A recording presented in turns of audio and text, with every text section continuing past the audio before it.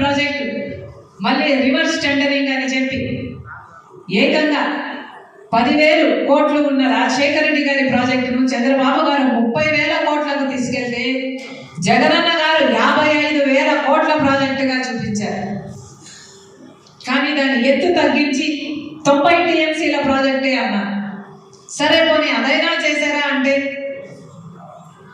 కేంద్రంతో వాళ్ళతో మాట్లాడుతున్నామని మాటలు సాగదీశారే తప్ప ఇంతవరకు పోలవరం ప్రాజెక్టు కాలేదు. గజం కేవలం 26,000 రూపాయలతో 165 గజాల భూమి కేవలం 52 లక్షలు మాత్రమే. 2021లో పోలవరం ప్రాజెక్టును పూర్తి చేస్తాను అని చెప్పిన జగనన్న గారు ఇప్పుడు 2023 అసలు పోలవరం గురించి ఊసేలేదు, మాటే లేదు. ఏమైంది? ప్రభుత్వం సమాధానం చెప్పాల్సిన అవసరం ఉంది. ఈరోజు ఇదే జగనన్న గారు నిన్న అదే పనిగా ప్రభుత్వ డబ్బు ఖర్చు పెట్టారని ఒక ఆరోపణ. అదే సదస్సులో జగనన్న గారు చెప్పిన మాట, కాంగ్రెస్ పార్టీ ఆంధ్రప్రదేశ్ను చీల్చింది, నా కుటుంబాన్ని కూడా చీల్చింది అన్నారు. వేదిక మీద ముఖ్యమంత్రిగా ఉన్న జగనన్న గారు చేసిన వ్యాఖ్య, కాంగ్రెస్ పార్టీ ఆంధ్రప్రదేశ్ను చీల్చింది, నా కుటుంబాన్ని చీల్చింది, దేవుడే గుణపాఠం చెప్తాడు అని పెద్ద పెద్ద మాటలు మాట్లాడారు. నిజానికి ఆంధ్రప్రదేశ్ రాష్ట్రం ఇలా అభివృద్ధి లేకుండా ఇంత దయనీయ స్థితిలో ఉంది అంటే దానికి కారణం ముందు 5 సంవత్సరాలు ముఖ్యమంత్రిగా ఉన్న చంద్రబాబు గారు, ఇప్పుడు 5 సంవత్సరాలు ముఖ్యమంత్రిగా ఉన్న జగనన్న గారు. ఈరోజు రాజశేఖర రెడ్డి గారి కుటుంబం చీలింది అంటే అది చేతులారా చేసుకున్నది జగనన్న గారు. దీనికి సాక్ష్యం దేవుడు, దీనికి సాక్ష్యం నా తల్లి విజయమ్మ, రాజశేఖర రెడ్డి గారి భార్య, దీనికి సాక్ష్యం నా యావత్ కుటుంబం. జగన్మోహన్ రెడ్డి గారి పార్టీ ఇబ్బందుల్లో ఉంటే 18 మంది ఎమ్మెల్యేలు ఆ రోజు రాజీనామాలు చేసి జగనన్న వైపు నిలబడితే వాళ్ళను మంత్రులను చేస్తానన్నాడు జగనన్న. ఈరోజు వాళ్ళలో ఎంతమంది మంత్రులుగా ఉన్నారు? వాళ్ళు రాజీనామాలు చేస్తే అమ్మ నేను వాళ్ళ కోసం తిరిగాను, వాళ్ళ గెలుపుకు పాటుపడ్డాం, వాళ్ళను గెలిపించాం. ఆ తర్వాత వైసీపీ పార్టీ ఇబ్బందుల్లో ఉంది అని రాజశేఖర రెడ్డి గారి పనితీరు కూడా మీ పనితీరులో కనిపిస్తే అప్పుడు మీరు రాజశేఖర రెడ్డి గారి వారసులు అవుతారు. రాజశేఖర రెడ్డి గారు రైతుని ఎత్తున పెట్టుకున్నాడు, రైతే రాజు అన్నాడు. నేను రైతు పక్షపాతిని గర్వంగా చెప్పుకున్నాడు రాజశేఖర రెడ్డి గారు. రాజశేఖర రెడ్డి గారు ఉన్నప్పుడు వ్యవసాయం ఒక పండుగ, కానీ ఇప్పుడు జగనన్న గారి ప్రభుత్వంలో వ్యవసాయం దండగ. రాజశేఖర రెడ్డి గారు ఉన్నప్పుడు అద్భుతంగా వ్యవసాయం నడిచింది, ఒక పండగలాగా నడిచింది, ఒక సంక్రాంతి లాగా నడిచింది. ప్రతి పంట వచ్చినప్పుడల్లా ఒక సంక్రాంతి లాగా ఉండేది. ఇప్పుడుందా? రాజశేఖర రెడ్డి గారు ఉన్నప్పుడు సబ్సిడీలు ఇచ్చారు, అసలు ఇప్పుడుందా? ఇన్పుట్ సబ్సిడీ ఉందా?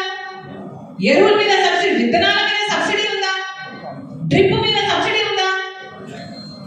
రాజశేఖర రెడ్డి గారు ఇవన్నీ ఇచ్చి ప్రోత్సహించారు కాబట్టే కదా ఆ రోజు వ్యవసాయం పండుగ. కనీసం ఇప్పుడు క్రాప్ ఇన్సూరెన్స్ అయినా ఉందా? పంట నష్టపోతే రైతుకు పంట నష్ట పరిహారం ఇవ్వాలి అన్న ఇంగితం కూడా ఈ ప్రభుత్వానికి లేకపోతే ఇది రైతు రాజ్యం ఎలా అవుతుంది? ఇది రాజశేఖర రెడ్డి గారి సుపరిపాలన ఎలా అవుతుంది?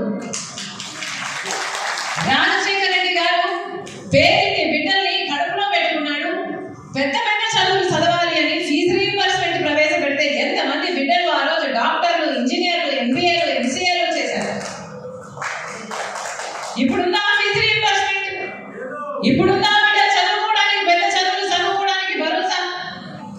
అసలు చదువుకోవడానికి, పెద్ద చదువులు చదువుకోవడానికి భరోసా లేదు కదా. అసలు కన్న తల్లిదండ్రులే అప్పు సొప్పు చేసి బిడ్డలు చదివిస్తే కనీసం ఉద్యోగం వస్తుంది అన్న భరోసా కూడా ఇప్పుడు లేదు.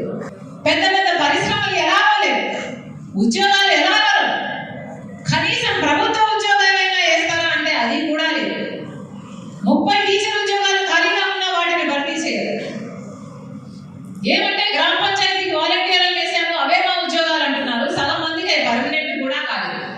గెలిచిన పార్టీలు టీడీపీ అయినా వైసీపీ అయినా ఇంతగా మద్దతిస్తున్నాయి, అమ్ముడుపోయాయంటే నా మనసు ఆగలేదు.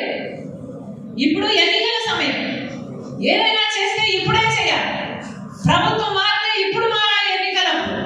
ఆ తర్వాత నెత్తి నోరు కొట్టుకుంటే ఏ లాభము లేదు. నిర్ణయం తీసుకోవాలనుకున్నప్పుడు, నిర్ణయం తీసుకోవాల్సి వచ్చినప్పుడు, ఆ సమయం వచ్చినప్పుడు గట్టి నిర్ణయమైనా తీసుకోవాలి. ఇదే నేర్పించాడు నాన్న నాకు. అందుకనే ఈ నిర్ణయం తీసుకున్నా. అందుకే కాంగ్రెస్ పార్టీలో చేరారు.